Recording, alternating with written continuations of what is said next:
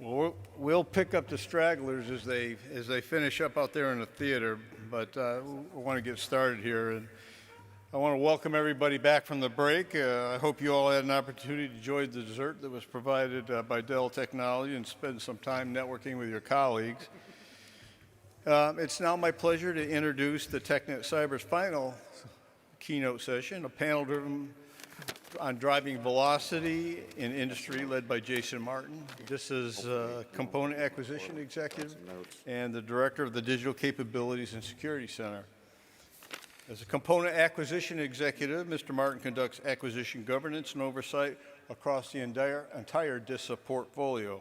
He also leads the Digital Capabilities and Security Center, where he facilitates the development of DISA's core services and capabilities, supporting DoD mission partners, as well as managing the requirements process across the agency.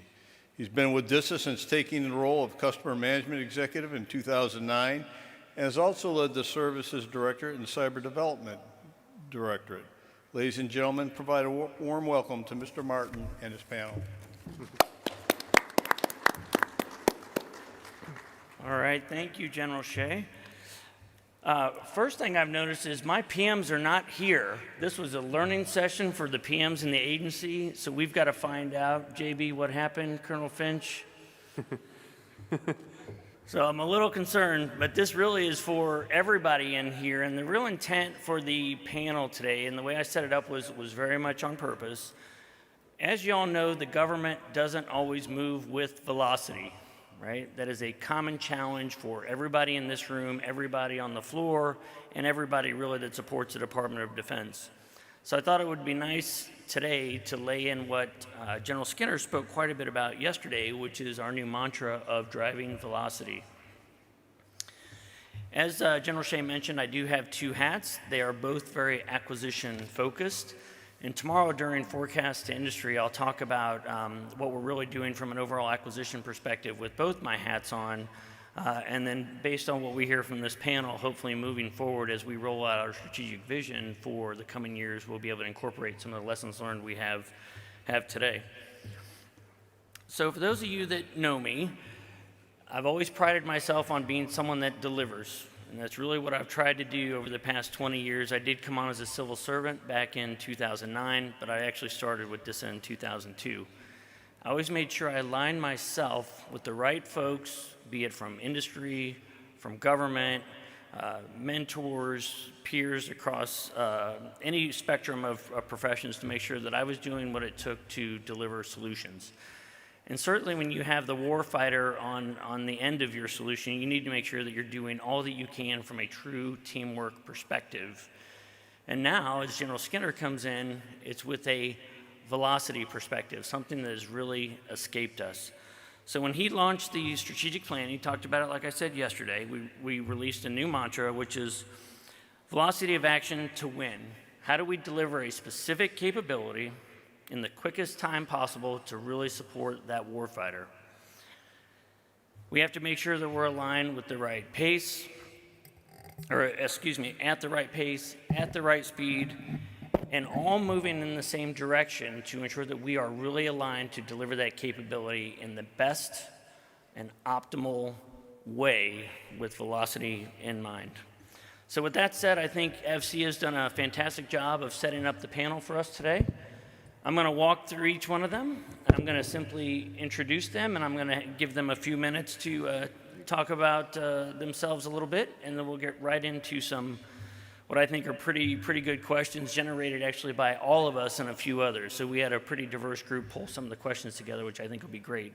So I'm going to start with, I'll just go down the row here with Lance Spencer from AT&T. Thanks, Jason. Appreciate your time setting this up, and thanks for the opportunity. So quick introduction and then some comments, if that's okay. Yep. All right, great. So I'm Lance Spencer. I lead the defense business for AT&T. I've been on the private sector side of life for about 10 years after retiring as a colonel from the Air Force. Cyber officer and a space officer with a lot of intel time in the background and all that. And overseas in U.S. command and combat zone experience.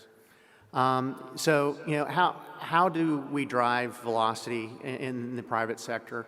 And so first of all, I like to refer to companies like AT&T as commercial companies or private sector. I don't think of us as industry because industry is kind of industrial in my term. So I like to think that part of it portraying how we are, it helps define what we can bring and what we can do. I often hear that the problems that we solve for commercial are different than the military problems. And as a career officer, I've been a JTF J6 and an expeditionary commander. I get where that difference is. But I think it sells short the power and the capability that a commercial company can bring. I'll tell you that when you work for a company that delivers about a third of the internet traffic globally and supports large corporations in Wall Street and hospitals and other organizations, if we stop delivering, the world stops. And we know that. So that's a pretty serious responsibility, and we take it seriously, and you have to have a robust, reliable, and resilient capability to do that. And there's a big difference between commercial and consumer as well.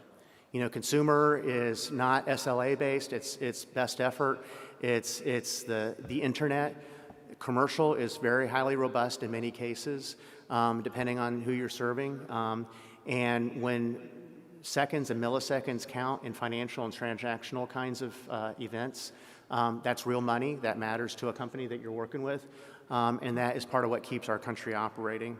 So how do we drive philosophy? I've got a few thoughts on that. One is investment. I worked for a 3-star a few years ago, and he said, Lance, doesn't matter how many stars you got, if you don't have dollars, you ain't nothing. And so where you put your money and where you drive action and invest helps. You know, in the last 5 years, we've put our money where our mouth is. We've invested $110 billion in our infrastructure and capabilities. That's a ton of money. And that's money that in a lot of ways DoD does not have to reinvent. Figuring out how to take advantage of investments like companies like ours are making and spend DoD capital on the problems that DoD has to solve and maybe some integration interface issues, but not trying to redo what we've already done and then maybe sometimes even having done it differently. But putting money that drives investment, investment drives innovation and excitement that brings a lot of technology and capabilities and operational delivery to scale. Measured risk taking is really important. You know, some of these OTAs and risk reduction efforts are great. You know, a lot of the comments about fail fast and then mark the glass and move forward, I think is good. I think that needs to penetrate down into the workforce. I see that a lot in the private sector, where you're not punished for failing if you were told to go take a risk. Partnerships and alliances across companies, large and small, is really important. You know, you look at companies up here and you look at other companies that are out on the exhibit floor, a lot of us have a lot of back-end relationships and alliances where we work together, and we co-invest together. We all know what we're good at and what the other guy's good at, and we bring that together in partnerships where we invest together, sometimes measured in the billions of dollars, in bringing capabilities together. So we bring that innovation, investment, and expertise and corporate focus together to help with that. Creating innovation ecosystems. We seek out and identify startups and work with them and really vet technologies and companies on how well we think that that capability will fit into our ecosystem, propel our ecosystem, drive transformation and value. And then we decide if it's going to scale. And if something's not going to scale, then maybe it doesn't have merit. That's one thing I feel like our company does well, is scale. Not all companies can do that, but an enterprise like the DoD, you need to be able to scale. So I think that's an important consideration. I think of all of these things, the important thing is what I mentioned a minute ago, which is don't spend money from DoD on problems that have already been solved. Figure out how to, whether it's through technology transfer as a service or something else, take advantage of that. And not flight follow, but take advantage of partnerships that can come from that. I think one thing also that will help quite a bit is when you look at especially the big global companies, if your business is totally the defense sector, the FAR and STIGs and all of that make a lot of sense because your whole company does that. But if you look at companies that really bring the major robust capabilities at scale that DoD needs for the size of a thing of the DoD is not that big of the business proportionally compared to the global business that a lot of the companies bring. Those things are developed using commercial terms and conditions, commercial standards and architectures and approaches. And so as much as DoD can maximize leveraging what comes straight off the truck without added customization, there's always going to be customization. But without added unnecessary customization, I think that's really critical. Unfortunately, sometimes DoD unique requirements become a barrier to entry for bringing the investment and innovation that the private sector can deliver to DoD problems and solutions. So figuring out how to embrace that, I think, will help the DoD take advantage of the velocity that industry is driving. I have to mention that's about my time. Okay, yeah, no, thanks. Thank you, Lance. All right, Mark, from Verizon, please introduce yourself and give us a little bit of your philosophy, please. Well, I'd first like to say it's an honor to be here, Jason. I appreciate you inviting all of us and myself. For some of you out there, you know me from my time in the Army and also with DISA. So I'm really glad to be here and participating in today's panel. So thank you. So my name is Mark Rosenstein. I'm with Verizon. I support the defense and national security accounts, if you will. And my role in Verizon is I'm not a sales guy. I hope anybody from Verizon isn't angry when I say that. Although everything we do, I guess, leads to sales, just like in the Army. It doesn't matter what your job is. Everybody's an infantryman. But in reality, what I like to do is help companies or organizations, DoD organizations, with some of their challenges, some of their strategic challenges in the telecom or IT aspects.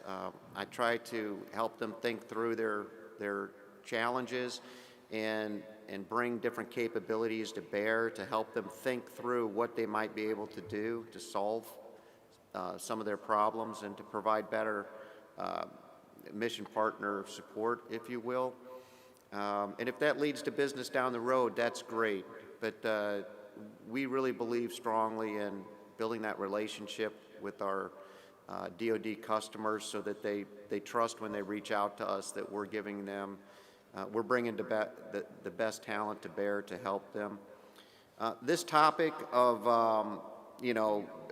driving velocity in government and industry is actually, I think, pretty appropriate for the times. From what I've seen in my little over 4 years in industry now, being with integrators and small business and now Verizon, which I guess is kind of like an OEM, if you will, to some degree, is private industries going through these same changes. And it really starts, I know the focus here is really on once it becomes a capability that's in delivery, and we're trying to deliver that to DoD. But from my experience, it really starts, if we use our our jargon and language, it really starts at the business development level, where people like myself are working with our DoD partners, trying to understand, okay, what are your requirements? What are you trying to achieve? What's your desired outcome?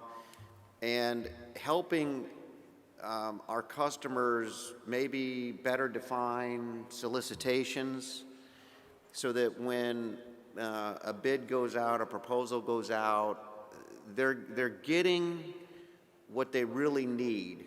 And in that, the ability to move with speed in terms of delivery and affecting change as the environment changes. You know, if it's a 5-year period of performance contract, change will come into that. So if the requirements were set the right way, then it helps our customers change when required at the lowest cost. So with that, that's a little bit of who I am and kind of what I do. I really appreciate being here, and I'd like to go ahead and turn it over so then we'll be able to move into the panel. questions. Yes, so great. So no cyber discussion would be complete without a couple of CISOs. So we invited two. So Nick Anderson, please introduce yourself. Sure, and thanks so much again for having us here today. This is a great conversation. I think it's a great way to wrap up the event. So background in philosophy. I started out in the Marine Corps on active duty, working in the intelligence community. Ultimately, I became the CIO for Coast Guard Intelligence, and then as an IC senior executive at the Pentagon as the CIO for Naval Intelligence, before going out to industry for a little while, and then I decided to completely switch it up and go to state government. I was the CISO for the state of Vermont, working for Governor Scott, before coming back and working as the federal cyber lead for the federal CIO at the White House, and then as the deputy assistant secretary and the principal deputy assistant secretary for cybersecurity, energy security, and emergency response over at DOE, which was a whole journey going into FedCiv for the first time out of national security.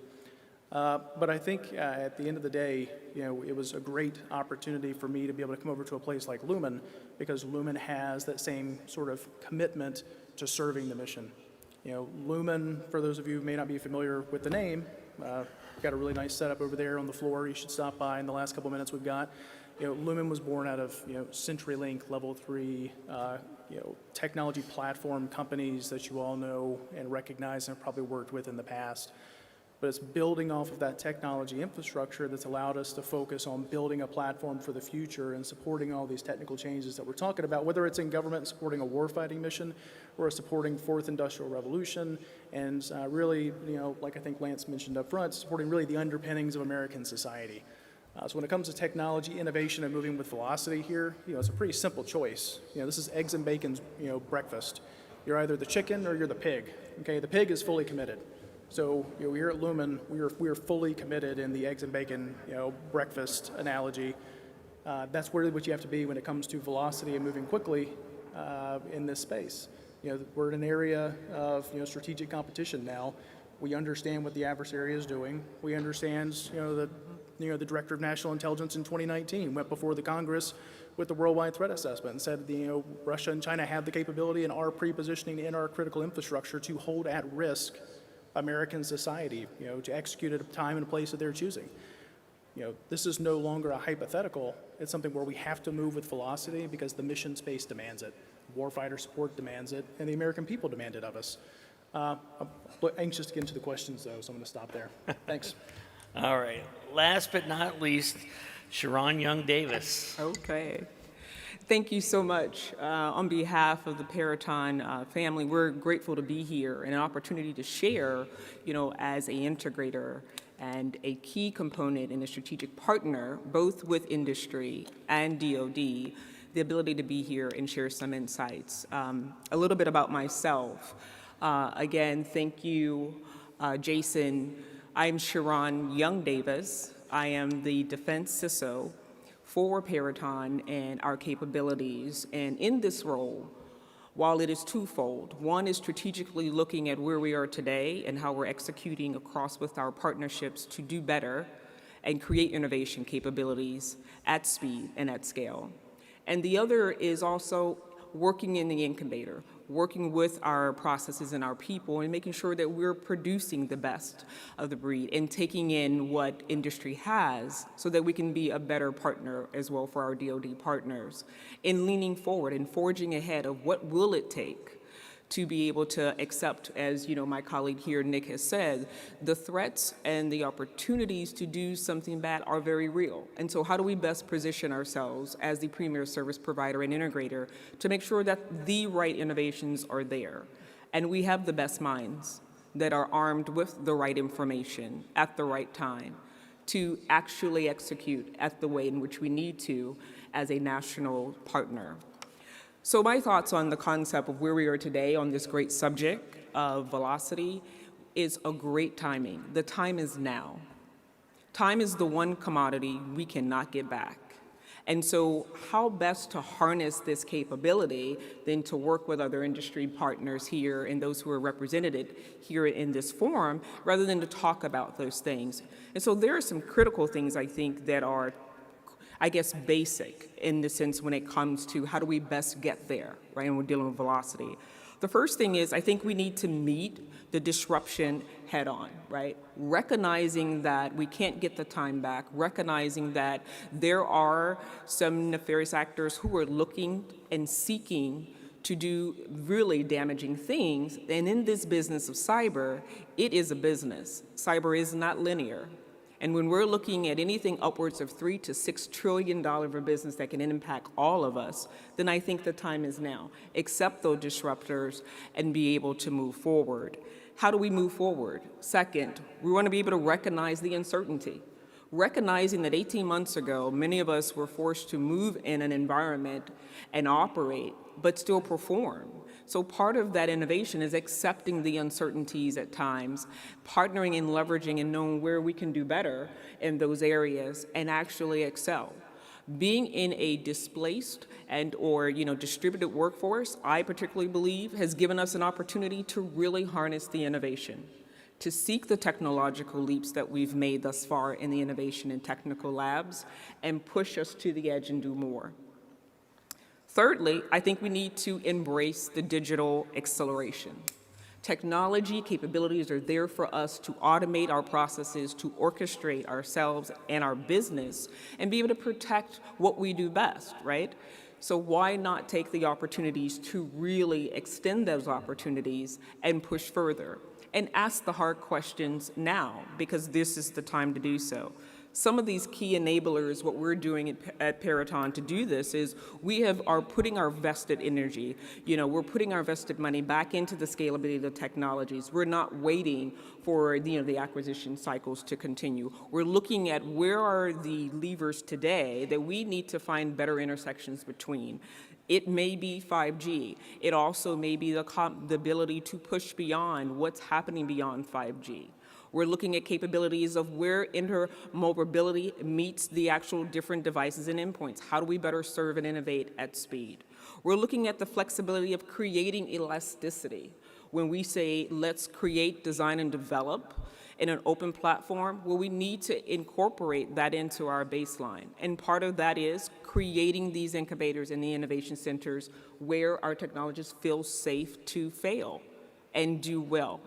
So these are some of the things I think we need to push towards in those areas and take the digital mindset forward to know that this is the time and this is the space I think we can actually work closer and better together. So great, you all gave excellent introductions. So I just came up with 100 different questions, but I'll have to stick here just because I can't catalog all those in my mind. But you all provide integrated services to the government. And every single one of you also talked about partnership. The past 2 days, you've heard the word partnership countless times, whether you're talking about the Army or DISA, JFHQ Doden, U.S. Cyber Command, pick your favorite component within the Department of Defense. My question for you as industry, how are you all approaching an ever-increasing requirement for true technical partnerships? We as the requirements provider say we need X. You come back with that takes A through Z to do that. So how do you work amongst your industry partners to build a team capable of providing that technical solution? And Sharon, I'm going to start with you because you were the last person that said partnership. Absolutely. What an amazing question. How do we do what we need to do better and faster? Right? How do we enable those requirements and turn that around to create opportunities? So I will say one of the things that Peraton has invested a number of our energy as well as our programs around is opening our aperture of what we consider our technical partnerships, right? We've extended beyond, not just the innovation in the laboratory and design, but we're working really effortlessly to take a look at our small as well as medium-sized businesses to bring around the innovations faster. How might we do that? By introducing the concept of open platform where we have incubator and innovation centers where multiple of our partners can bring our disparate technical capabilities to bear and really work on integration, because in order to get to scale and to take the requirements needed to make the innovations, we need a place and a space where we can take the design from development to deployment. And the ability to feel comfortable enough to fail faster, identify what we could do better, so that we can get good examples out there. So stronger small and medium-sized, technical partnerships. Create a space like innovation centers or incubators such as we do so we can test the prototypes faster and work on integration so we can provide, I think, the source of what, the government needs.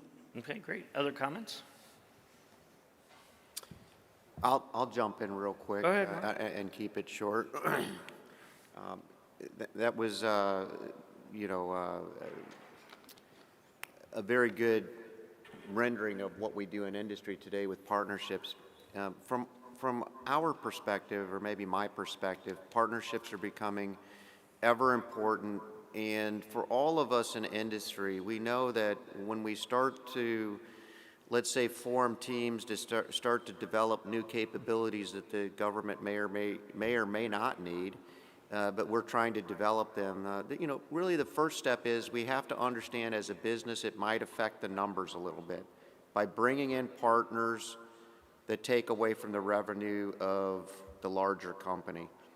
I think what we're finding is that there's no one company out there that can meet all of the requirements that are specified to meet such a dynamic environment. And I think leadership across industry is starting to realize that it makes better business sense to look at the companies or partners you're bringing in to provide the best solution possible to your customer, even if it affects some of the numbers, if you will, or affects how the work share, a lot of us understand that term, how the work share is laid out. So I think partnering is focusing more on solutions now. How do we get to the solution that meets the requirements in the best, most effective, efficient way for the customer? From my perspective, that's really what's most important as we're trying to support DoD. Lance? So when you look under the hood of what we bring and deliver, it may have our logo on the front, but underneath is a lot of companies. We are not the OEM for most of what we use in our network to bring the delivery and capability, but we're often the number one customer of those OEMs who build that equipment, and we work very closely with them to develop and project where we need to be delivering, what kind of performance requirements are going to be out there, what kinds of delivery expectations are going to be, and frankly, work in each other's equivalent of skunk works to come up with what that next thing is to be able to drive the market, drive improvements, drive performance. And I mentioned also that we know what we're good at, and we know what other companies are good at. And at the corporate level, we bring that together all the time. If you watch the headlines, I'm sure most of you do, there's always an announcement about different big players getting together and small players and coming up with partnerships and go-to-market agreements and arrangements. And those are fueled by investment together. And so bringing the companies together, solving problems together is frankly part of all of our DNA. And you may not see it when we're all throwing our card on the desk and want to talk about what we bring or what could do and things like that. Almost always there's the ability to leverage already built partnerships that will deliver the end-to-end requirement. And I think that's important because sometimes in DoD we see unnatural partnerships forced on us that don't match the pre-built partnerships that we already have that can almost be turnkey and delivered. So I think it would be helpful that as the RFI stage and the market research stage is going on, take a look at what already exists in the private sector and what companies already are naturally working together to bring things that they've co-developed to solve problems. So that's great, and that's going to give me a great segue into my next question, which is risk. And I'm going to start, Nick, with you on this one.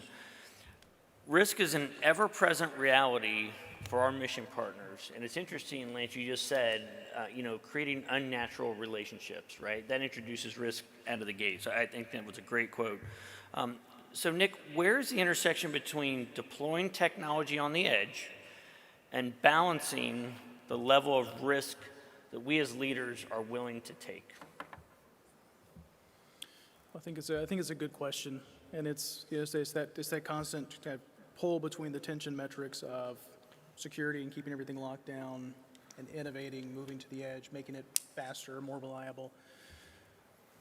And it's an interesting problem to try to solve.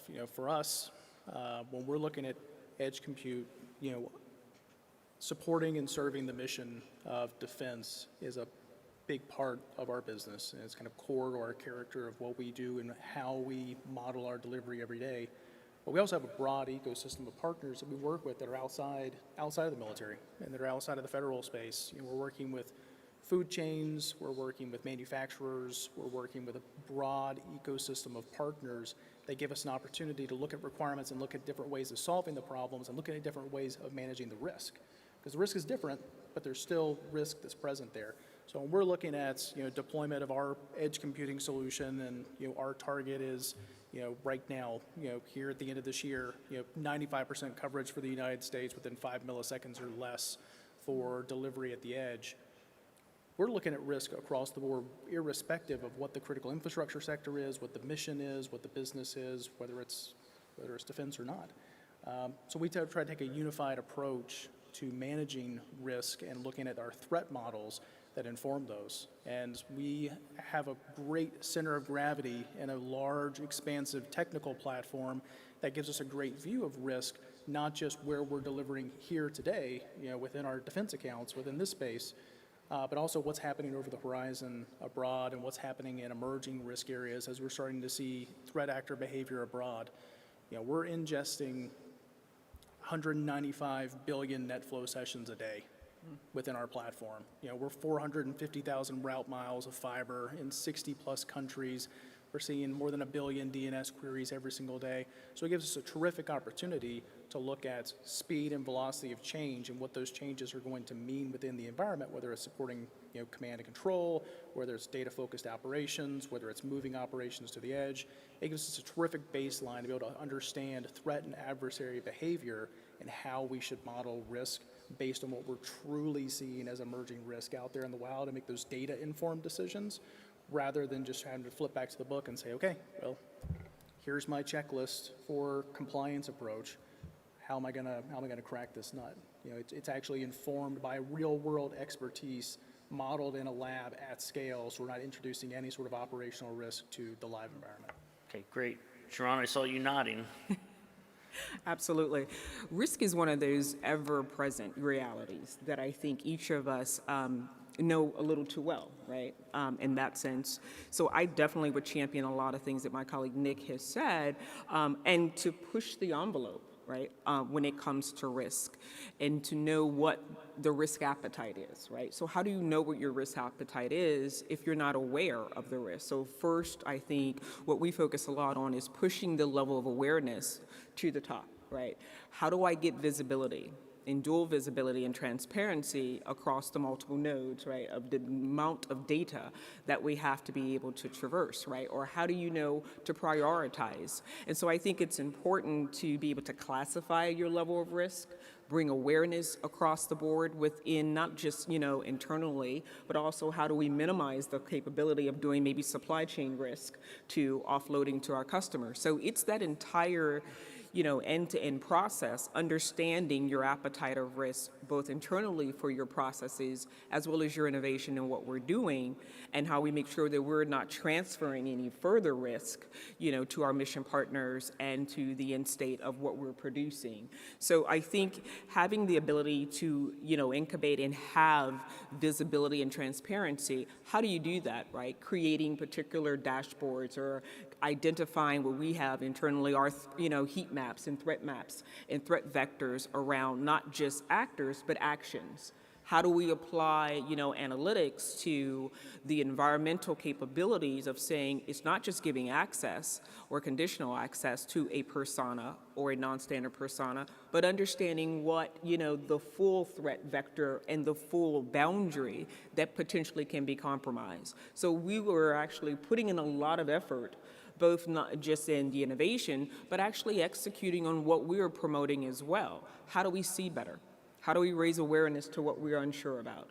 How do we identify and create risk registries, which we do? In our application and development and deployment, how do we put the conversation first of security, not at the end, right? Not to bolt on at the end, but literally shift left, where security-minded design, development, and conversation and awareness goes into everything we do across both our people training, across our application and our infrastructures and what we do, our partnerships, and putting forth, this is what's of concern for us as the national security integrator, and making that happen. So we can't avoid risk, and I'm not sure we'll ever be able to evade all risk, but being able to manage what we can and raising to the ability to see what is it that we can do and how do we better get after and minimize that risk for ourselves and our mission partners are key.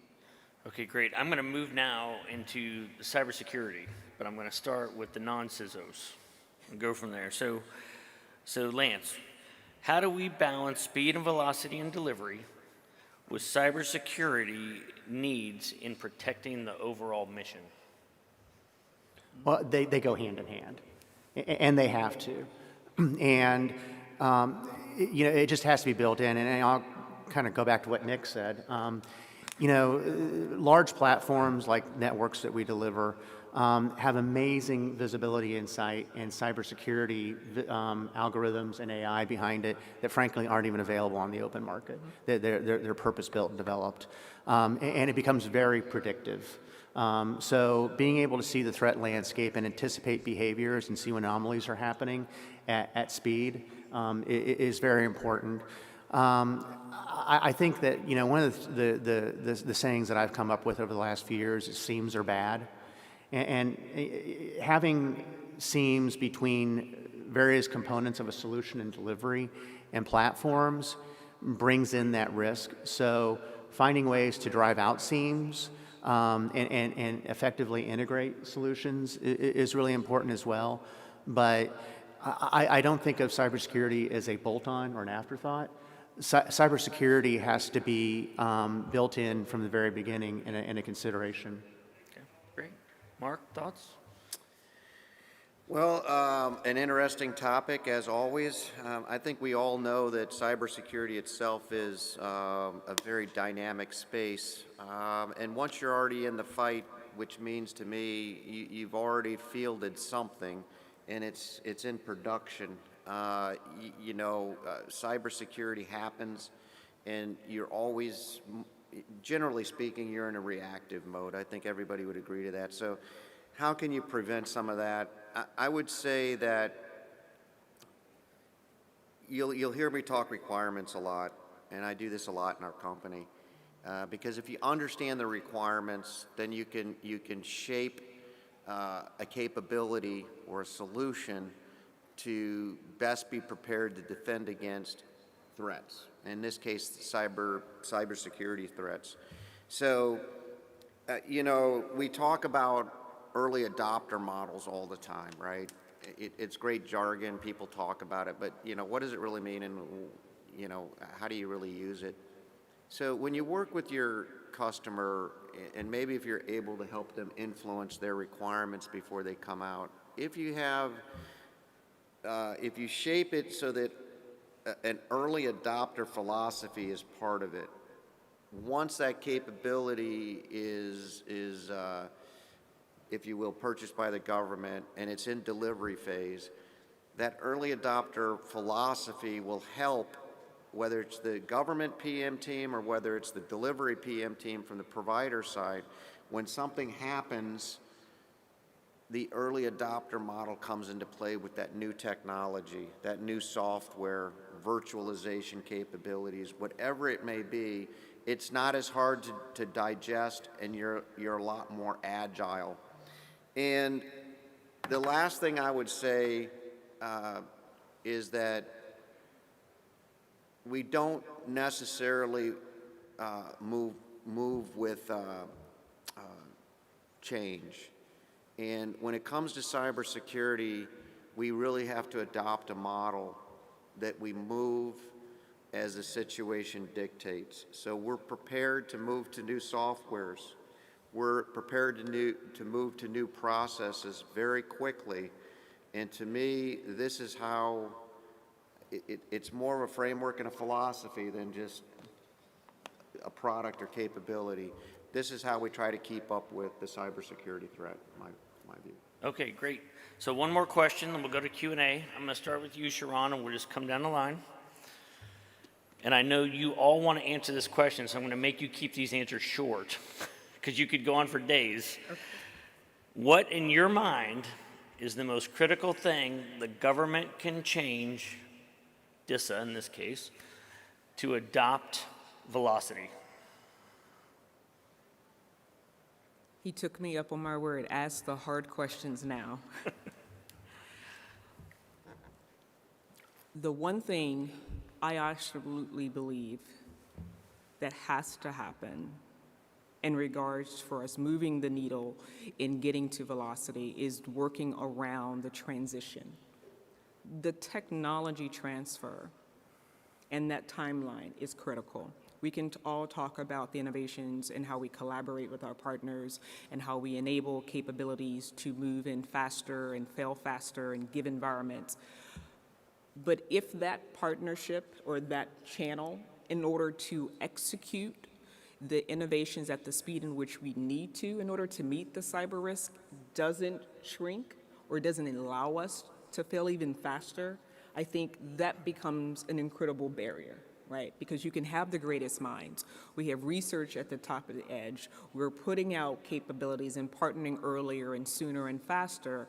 However, sometimes the constraints of that transition and that technological transfer to actually execute faster at the speed in which we need it in order to answer the threat vectors that are growing, I think that potentially can be an encumbering barrier. Okay. Nick?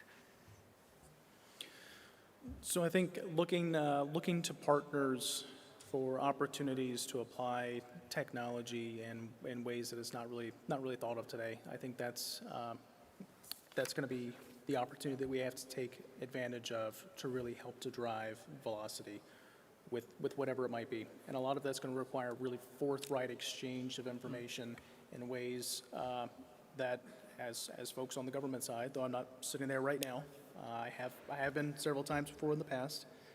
That's going to require forthright exchange of information and forthright exchange of information about concerns, about risk, about what's really most important within the mission space, so we can really get to kind of the crown jewels of what is most important, what needs to be protected, and where do we actually have space to be able to innovate, and how can we prove it out quickly and then get it out to scale. And that's like I think I've said before, that's one of the things that's so exciting for me at Lumen is, just seeing the scope and scale of the technology platform that we're building to be able to do this at scale worldwide. But it's got to start with the small opportunities of honest, forthright conversation with partners about things that we may not be comfortable really saying out loud traditionally, so we can get to those hard problems. Okay, Mark? Well, I actually thought about this. We were, as a panel, we received kind of the subject, and I think we all tried to, in our own minds, figure out what we might say, and your question really comes into play. So ways to improve velocity from the government side. I'm just going to read off some things, and this just comes from my limited experience in the field, but I think it'll make a difference. Articulation of requirements. You can't underemphasize how important that is. Understanding the desired outcome that the government wants. I believe that the way of the future is going to be use of service level agreements more and more. That's a definite way to help reduce cost, improve performance, and improve security over time. Moving away from low-priced acquisitions, and I don't mean that sarcastically, but it really does mean, when you hear you pay for what you get, and sometimes when you go low price, it sounds good up front, but down the road it runs into all kinds of risk problems, different types of risk. So that's important. Greater access for industry to decision makers, much more industry government workshops, so that we really understand what we can help you achieve. And we talked about this a little bit where possible, lower security standard requirements. And what I mean by that is, if something is made a secret level opportunity when it doesn't really need to be secret level, the government is always going to pay more for that capability. And honestly, when you get the cleared personnel, a cleared secret person may not be nearly as capable as the person that's not uncleared, but you can't bring that person on. So I would just say, keeping those security requirements where they really need to be will help government in the long run. Okay, thank you. Trust. All right, well, that's not what I expected, but I appreciate that. That's an interesting, well, first off, really good input. I didn't fully expect each one of those. So I'll say my head probably needs to be recalibrated from an acquisition perspective as to what we're doing and how we're doing things. Transition, for example, drives me crazy. Right? I look at some of the acquisitions we've done. Why is it taking so long? Basic things like we didn't understand the requirements, right? Communication, making sure we're openly communicating, balancing that risk. And then to what degree should we not? Trust, and is that based on miscommunication, misunderstandings, and poor planning, right? So I think those are all excellent points. So what I'm going to do now is I'm going to open it up for questions. Hopefully we have a couple. Our first question, barriers to velocity include technology, policy, law, and culture. How do you rank these, and how can you overcome them? You thought my question was hard. Okay, I'll take a stab at that one first. I think it's a challenge to rank them because equally they all can be Herculean feats. But I will start with culture or the mindset. And the reason I'll start there in the journey is because if we don't shift the mindset of how we do what we do today in order to meet the demands of velocity, it becomes a little bit more challenging in order to then create and innovate that enables us to move along that journey. And I say journey because it is. Nothing we do today in cyber or we do in national and security and defense ever comes easy or come fast, but what we can do is learn to take the incremental, wins, the ability to take the shift in culture, the ability to work across the lines and the boundaries to elevate what needs to be prioritized in order to help us meet those demands of velocity faster. I would say that it's rarely technology. It's most often culture and policy together. And very often I hear that it's a law or Title X issue when it's not. Okay. Next question. We know we need to move with velocity and that partnership is key.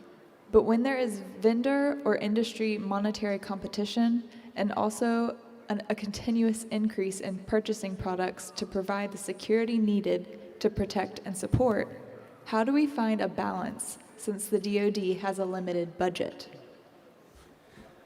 So I really like that question. We talk about investing more. As you know, our budgets are continually shrinking. So industry.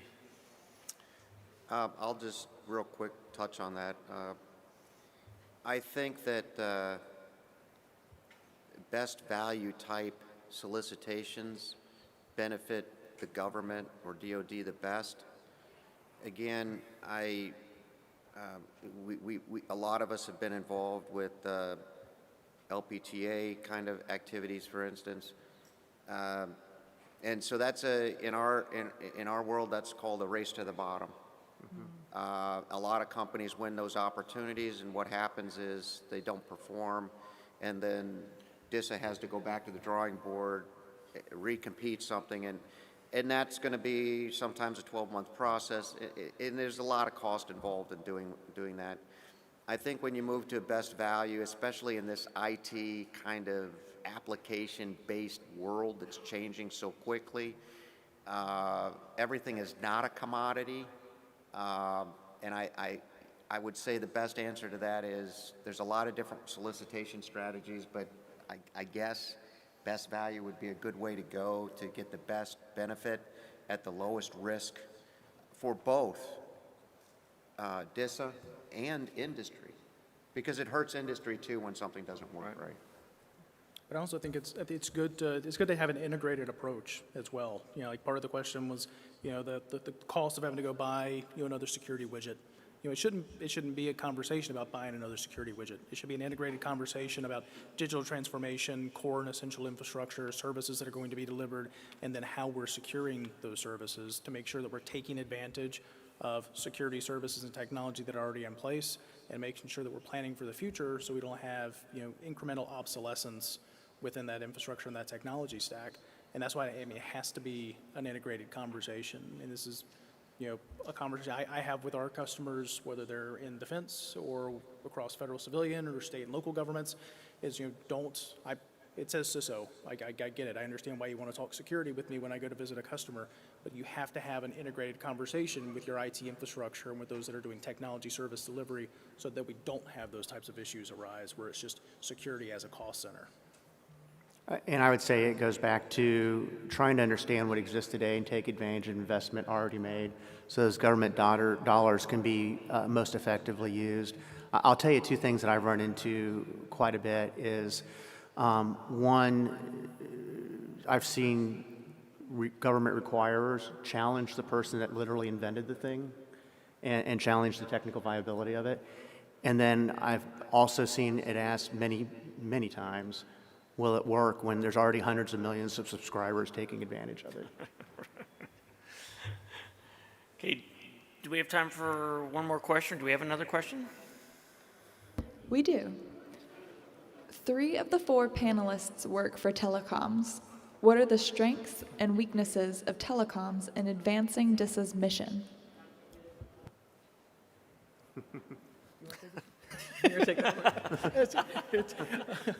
Well, I would say, you know, a couple of things I've mentioned while we've been sitting up here, just the expansiveness of the platform, that someone who has a history of being a telecommunications company brings to the table. It's a tremendous amount of access. It's a tremendous amount of customer exposure that is there, and it's a tremendous history that goes into being a telecommunications company and being able to represent, you know, for us, it's nearly a century of technological changes that we're able to represent. You know, and a lot of things in our society haven't caught up with those changes in the last 100 years. You know, so one of the first questions mentioned, you know, legal or law problems. You know, like the CFAA was written in 1986. You know, that's our only anti-hacking law that we have here. The browser-based system of the internet that we use every single day today wasn't even invented then. HTML didn't come around until 92, 93. Our laws predate the technologies that we're using. But telecommunications companies have been here for all those changes. Telecommunications companies have been there leading all of those changes. Telecommunications companies have been the ones implementing and bringing about some of those changes, kind of at the forefront of technology. So for me, I think it's terrific, especially on the cybersecurity side, just the expansiveness and the access to data and the type of insight that can be delivered. That's how I view us. I view us as a technology and a security company that happens to do telecommunications as the core foundation of the platform. So that's why I think it's, so I guess I'm on Team Pro Telecom. But Well, you know, I think it expands beyond not just the telecom perspective, right? I think what's critical also to bear in mind is something that we've been able to talk through, and I don't know if we've given it a label, is we shouldn't have to wait, right? Between the 3 of processes, technology, partnerships, and being able to meet velocity, right? We shouldn't have to wait, and we're in a very rich environment where we should be able to study and be able to work harder and faster, right? How do we better partner is remove what I'm going to call the kimono effect, right? Show and don't tell. and having the open idea that we can have the open and honest conversations around here's what works and what doesn't work. Giving a platform where we could partner earlier and sooner and faster with DISA and other DoD partners to illustrate here's the capabilities and the prototypes that are out there and what we could harness and invest our energy behind, right? So I would say coupled and. I think the telecom communications and those companies have a very good sweet spot for us to start, but I wouldn't stop there, right? I think we need to extend those relationships and be able to push the boundaries of what else could be true in what we're building and the innovations that we're forging ahead and the partnerships of what we're putting before DoD and saying, here is the art of the possible and here's why. And under these particular type of acquisition vehicles, here's how we can get there faster. And we can be able to demand and be able to push the technological advances to where we have the ability to have those answers. So. And what many may not realize is our three companies actually work together. Yeah. We have massive wholesale businesses between each other. So our technologies do interoperate and peer and work together in our operations and the way we work. Frankly, I didn't think of this till you asked the question, but, and it actually came from over there, sorry. In some ways, what we do is the ultimate risk reduction for DoD. The fact that we do it and it works and it delivers to Wall Street and hospitals and to massive scale, that's a great proof point. That ought to be taken and then figuring out what's the delta between what does DoD need versus what exists right now. Okay, great. Well, And we'll save the best for last. Verizon, business ready. So, all right. Well, I want to thank, first off, the audience for being here. The questions that we received today, I couldn't have asked for a better set of answers from our experts here. So thank you all for your time and your expertise today. We very much appreciate it. And finally, I want to thank AVCIA for allowing us to have this conversation today, sir.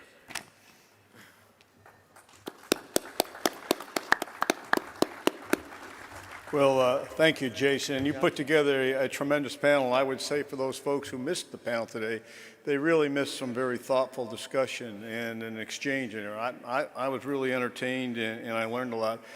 I was going to ask a question, but I'll ask it afterwards because I don't want to get the rush going here too fast. But I want to thank you for joining here today. And in lieu of gift, SC will make a donation to the Fisher House in your behalf. So thank you very much.